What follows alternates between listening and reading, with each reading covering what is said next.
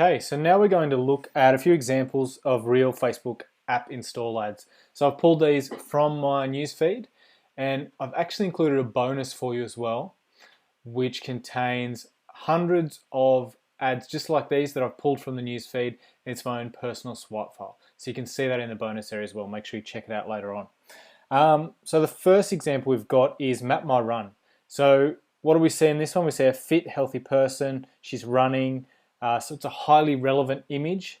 The use of images featuring real people is pretty common across the health and fitness categories. You'll always see ads with fit, healthy people in them. They've pushed the text in the image to what looks like almost 20%. So you can see there's a fair bit of text there. You've got Map My Run, the #1 running app. And then you've got some small text under there talking about view calories burned, heart rate, pace.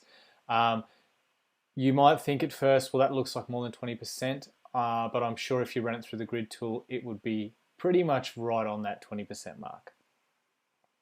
The text, it's simple, but it's effective, and it's just 2 sentences, and all they've done is specified exactly what the app could do for you. So it's just saying it's the #1 running app. You can view calories burned, heart rate, pace, distance, and more, and it's all in real time. And they've got a good average rating of 4.5 stars on the App Store as well. So that helps the ad to stand out as well. So next up we've got Rosetta Stone. This one's a bit different. So we can see the app actually running on a device. The use of yellow in the image does make it a bit more interesting, makes it eye-catching. But overall, just looking at that image, it's not super descriptive of what the app does. So next up we've got Rosetta Stone.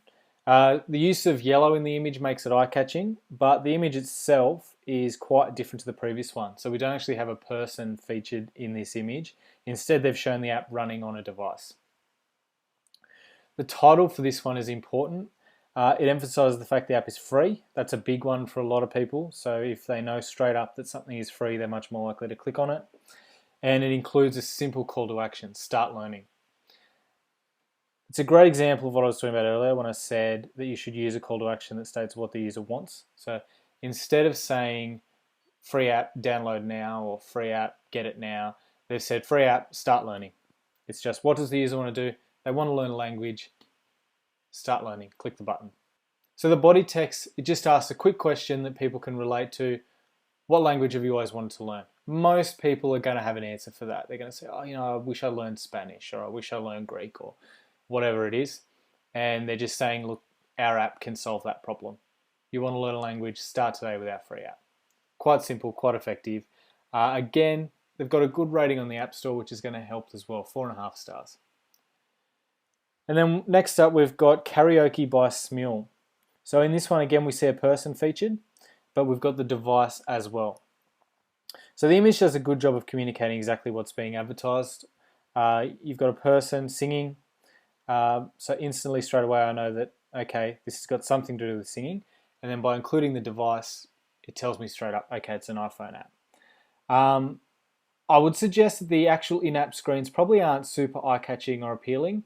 And that's probably why, instead of showing the app open on a device like Rosetta Stone did, just by itself, they've included the lady singing. It adds a bit of interest.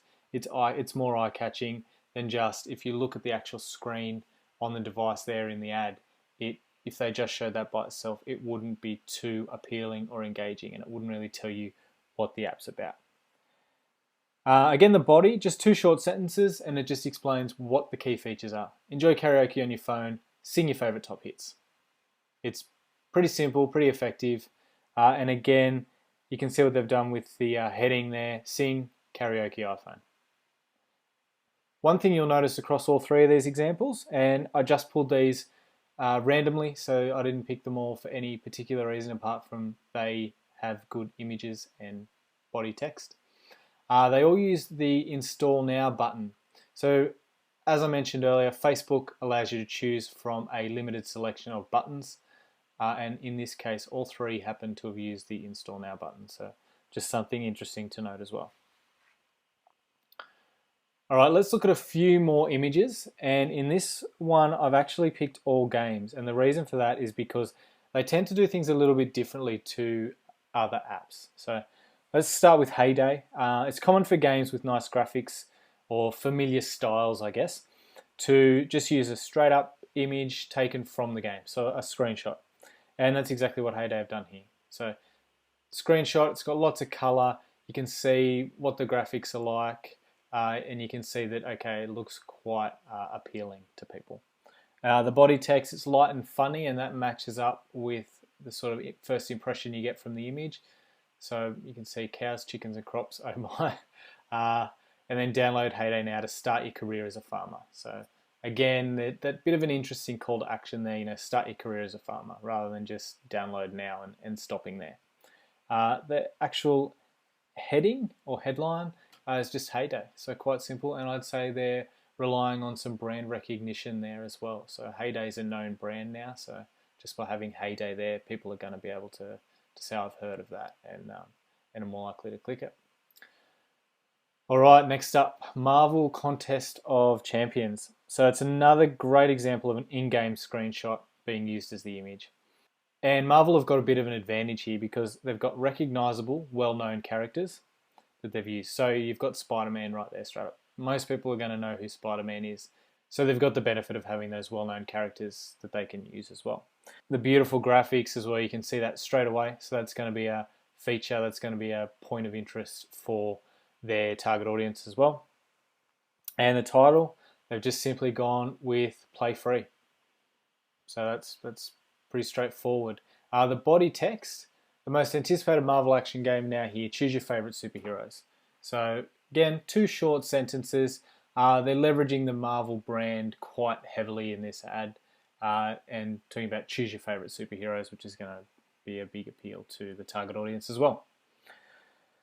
Toy Blast. So I deliberately chose this one because it's quite different to the other two in that it doesn't use an in-game screenshot, but they've actually decided to emphasize the main game characters here. So I assume this one's targeted towards children just based on the image. Lots of bright colors. It's, there's really interesting characters and just a nice, friendly, happy sort of style to the image. And the body text, simple, 1 sentence, asks a question. Are you ready to join the colourful world of Amy and play Toy Blast? So again, I think that's really appealing to the target audience. And you'll also notice that this is the first one out of my examples that doesn't actually use the Install Now button. So they've gone with the Play Game button. Now, I'd suggest that that's probably because Play Game appeals more to children. Children, they want to play games. And they're using the most appropriate call to action button there, I think. Okay, so what are the key takeaways that we've seen from this video? So we started by looking at the anatomy of a Facebook app install ad and where they actually appear in Facebook. We looked at how to create great images that catch the attention of your audience. And you should now also know how to convince them to take the next step and click the ad. So we've really looked at all of the elements that you need to create a great ad. So now that we've looked at all of the elements that we really need to create a great ad, so I suggest you go and experiment. So create a few different ads and see what you can come up with, and see if you can come up with a few different ads that you feel really appeal to your target audience.